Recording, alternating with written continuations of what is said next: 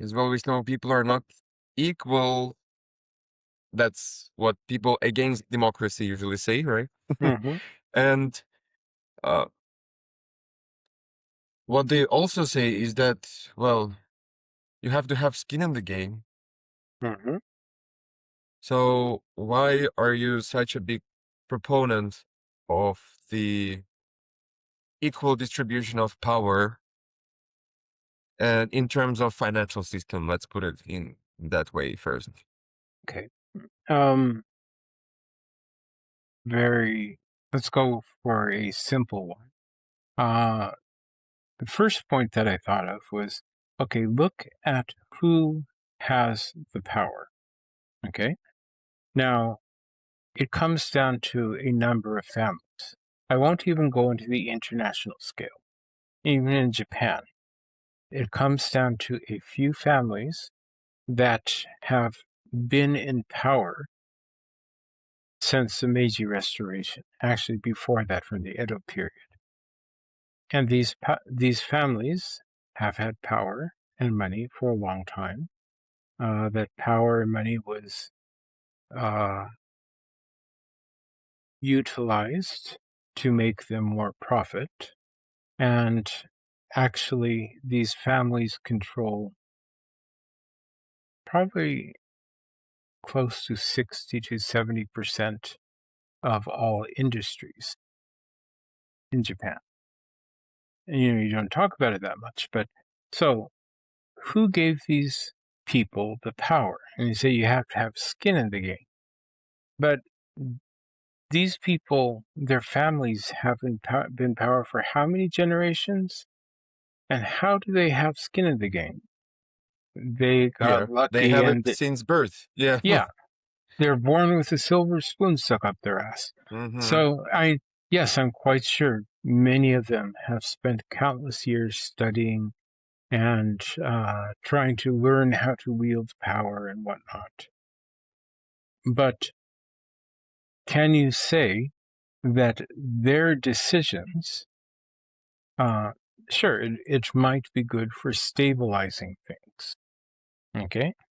But do they really address the needs of hardworking people or communities that need, um, that are trying to grow, right?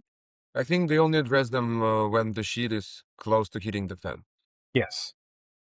And if you think about it, okay, so all this money and power is gathered, and they're interested in doing what they feel is important. And that decision might be correct, but that decision might not be.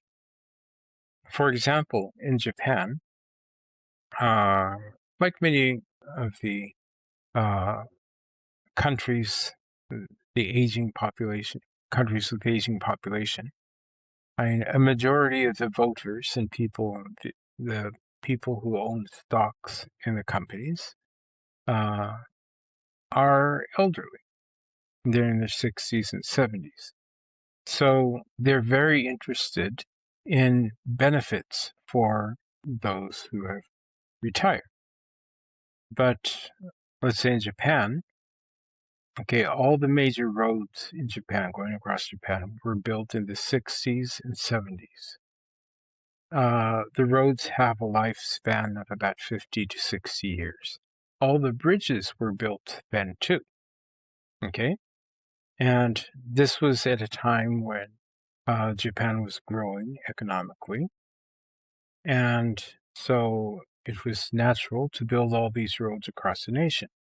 Now, 50 to 60 years since they've been built have passed.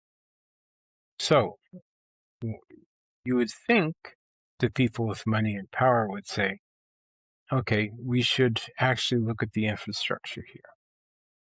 But they won't because it costs too much money. They don't have enough people.